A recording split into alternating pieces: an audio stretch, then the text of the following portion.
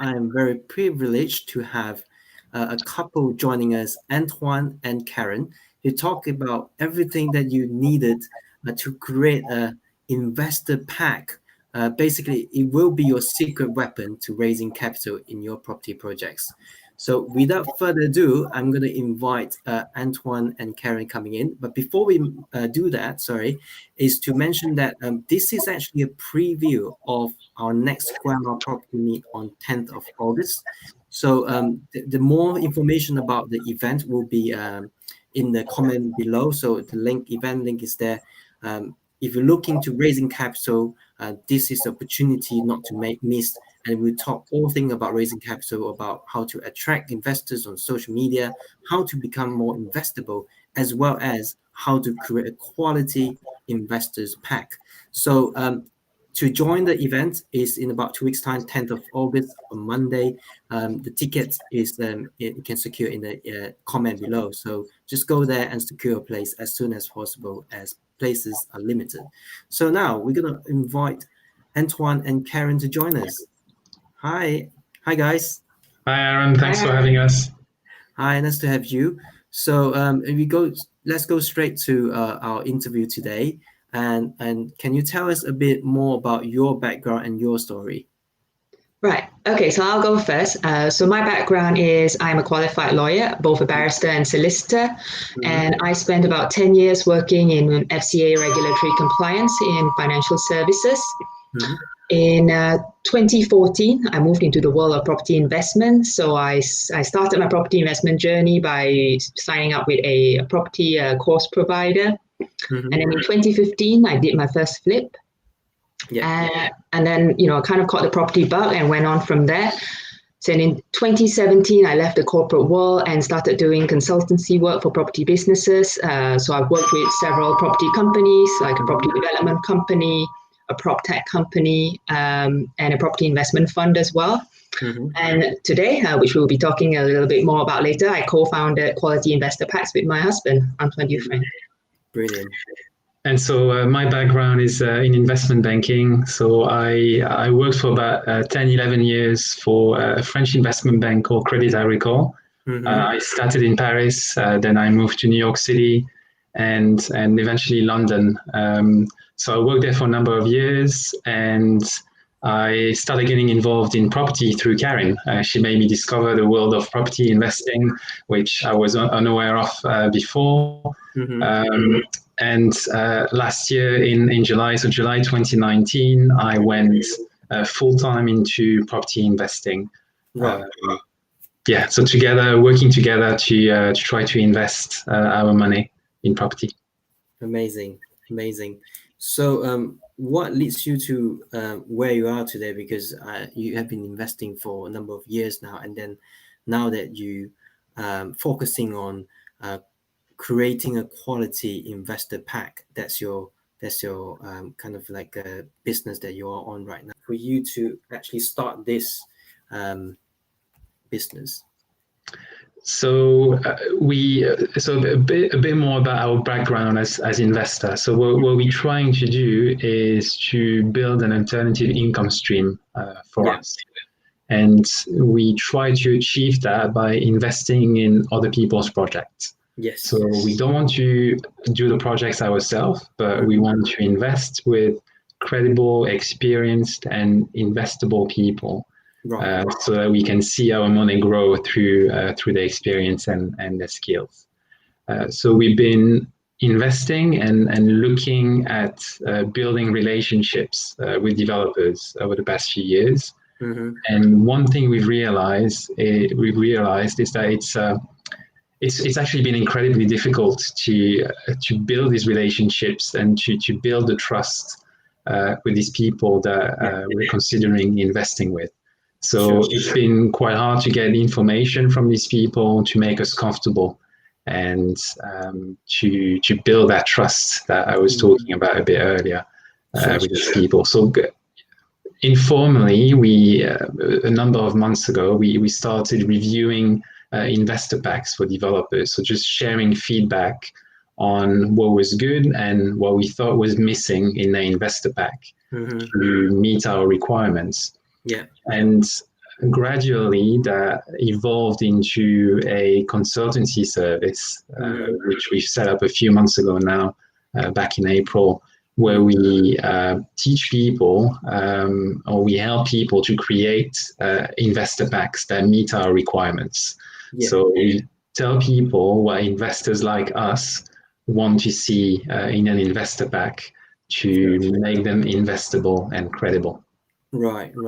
So am I right to say that you wouldn't invest in someone who without an investor pack? Absolutely, yeah. I mean, there are different ways to build relationships with people, but developers have to understand that most of the hands-off investors they're talking to are cash rich, but time poor at the same time. So you have to make it as easy and as painless as possible for these investors to do their due diligence on you. And investor pack is just an investor pack is just the best way to do that. It's just there's a lot of information in an investor pack, and it's an excellent starting point to get a conversation and start building, to get a conversation going and start building a relationship. Yeah. Okay. Absolutely. So you see it as like a starting point of a conversation as an investment, using investor pack as a conversation starter to get in touch with investors. So every investor is going to be different. Some investors are going to want to meet with you face to face. Some are going to want to go on a site visit. Some are going to want to, have a weekly phone call with you for a number of months. Everybody is different, but you got to have that starting point, that information in writing that you can go back to, where you explain what your business, who you are, what's your experience, what your business is about, and what you're looking for in terms of investment from hands-off investors. Yeah, sure. I'm sure you will cover more on the day itself, a Square Mile Property Meet on 10th of August. In terms of the challenges, would you be able to give us some ideas of what are the top mistakes you've seen people making in the investor pack? Yeah, so first of all, there are mistakes about the project itself. Okay. We've been sent investor packs for projects that didn't stack. The numbers just didn't work. Right. Whether it was the GDV that was overinflated, or the costs were undervalued, or just like the people behind the deal, didn't give us a good impression, and we didn't feel particularly impressed about that. But the main thing about investor packs is, as investors, we want to know as quickly as possible whether a relationship with a developer has got a future or not. So the structure that we've created for our quality investor packs is following this concept. So we want to know first in a brief one-pager document who you are, what your experience is, and what you're looking for. Right. And one of the mistakes that we see a number of developers make when it comes to investor pack is that as soon as you start talking to them, they send you a very long, very heavy, very difficult to digest document. So we're talking 40, 50, sometimes 60 pages. Oh, wow. Which you're not going to be excited about looking at it, for starters, and then you take the risk of losing the interest of your prospective investors right at the beginning, and you're not making a good first impression either. And we know how important it is to make a good first impression when you try to get money from someone, because that's something really serious. Sure. So am I right to say that from what you say, like basically one pager is to start with is basically what you need as an investor pack? Because in my mind, investor pack is like a whole pack that there's lots of pages. But you're saying that as a starter, you should prepare one pager, maybe who you are, what's the past deal that you've done, and what's your USP to present to the investors before you give them, assuming there's another pack that's longer. Correct. Yeah. So basically, the pack that we've designed consists of several documents, and there is an order and a time for you to send each document. So you can prepare the pack in its entirety, but you do not send the entire pack at one go to the investor. And one-pager document, which you've touched upon and which we will cover more in the Square Mile Property Meet, it's basically a summary of what is important to the developer and what is important to the investor to discover in the first meeting. Right. So the idea is to not have to jump on the phone and potentially waste the developer's time or the investor's time if there's a clear mismatch between what the investor is offering and what the developer is looking for. So I'll give you an example. So for instance, if as an investor, I only have £50,000 to invest, as a developer, you want a minimum of £100,000. Yeah. If you've got that in your one-page document, then it's very clear that there's a potential mismatch, and you're not going to waste your time talking to investors who only have up to £50,000 to invest. So it's just one example, but there are a few potential mismatches, and so the whole purpose of that first document is to make sure that there is potential working together, and nobody wastes any time on a conversation that would go nowhere anyway. Yeah, sure. Very interesting. You pick up a point. It says, like, in the beginning you mentioned you want to find someone is investable, and how do you define a person is investable from your perspective? So there are a number of criteria, but the way we look at people and projects is, first of all, we look at the people before we start looking at the project. So we want to be really comfortable with someone before we start reviewing an investment opportunity with that person. So being investable for us means being experienced. So having done at least a couple of projects, having the right power team around you to deliver on the project. And ideally having some experience about working with investors, although it's not necessarily a must, but it's definitely something that we like to see. And then, there are a number of values that we want to see in someone's if we were to seriously consider investing with them. So it's I'm gonna just list a few, but it's transparency. We want to make sure that when we ask that person a question, they answer us and they show us proof to substantiate or to prove that they've done what they say they've done, or what they're saying is real. Honesty as well. So same kind of example. Integrity at the same time, so in the way they conduct their business, in the way they treat their investors. So there's a number of factors.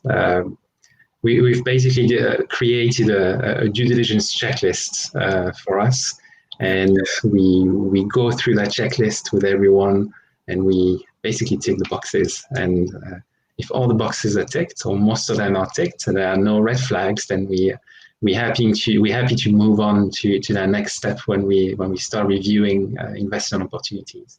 Yeah. Okay. That makes sense. Like in property, it's not just about the deal. It's about the people as well. You can have the best deal in the world, but if you do not have the team or the skill set or experience to deliver the projects, and you might end up like lower return than what you expected.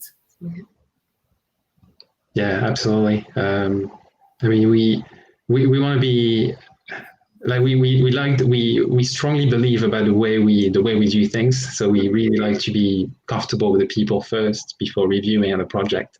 And exactly as you said, I mean, you can have a genuinely very attractive project, but if you don't have a good driver behind that project, that means the chances of the project being delivered on time, on budget, and delivering the expected return are just lower than what they should be. So yeah, absolutely. Yeah, it's the same for me. Like when I think about working with investors, it's more about relationship as well on top of the numbers. So we always have like want to get to know the investors and the people before we talk about like actual transactions. So that's my preference. Like even I work with like people who are sourcing us the deal.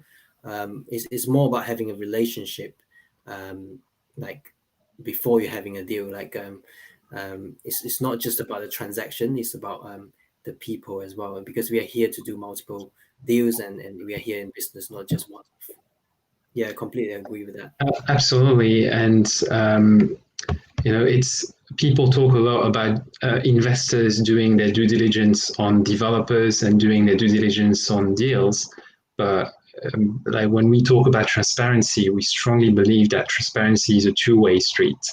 Yeah. So what we expect from developers, we want to offer the same in return, because it's just normal, and it's part of a healthy business relationship.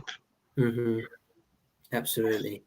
So we touch on the mistakes, and we touch on investable people, and what are the things that you have kind of opportunity you're seeing with this investor pack? What kind of doors can the investment pack opens? If you can give us some ideas. So we like to think that there's a lot going on in the property industry at the moment, and there are a lot of horror stories that you hear about people losing money because of unscrupulous developers or just bad deals in general.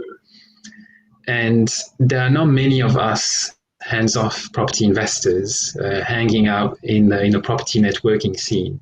Mm-hmm. And one of our objectives is to set a higher standard for property investing in general. Yeah. So there were basically two ways to go about it. One was go to developers with the investor pack, and the other one was try to reach out to hands-off property investors. Mm-hmm. And teach them in a way how to do proper due diligence on people and proper due diligence on projects as well. But as I said before, there are not many hands-off investors who hang out in a property networking scene. So you don't know where these people are. So it's hard to get to them. So we've been focusing on the investor pack. Yeah. And we strongly believe that if we manage to raise the standard by investor pack, so if we manage to have more quality investor packs around, hands-off investors are going to see documents with a higher standard, and it's gonna raise their expectations when it comes to what they should ask and what they should see in investor packs going forward. So the objective is to make property investing a safer place and have people ask the right questions and have developer show the right information and provide the right information to prospective investors for their projects. Yeah, great. Yeah, I think the hands-off investors are probably busy working doing their work. That's why they're hands-off. Can I ask Caryn some questions? Because you are a lawyer yourself. So when you look at deals or people, what is coming to your mind? What sort of due diligence you would perform when you look at the investment and the people? I mean, we share the same due diligence checklist, so it's no different. I don't apply a different set of criteria.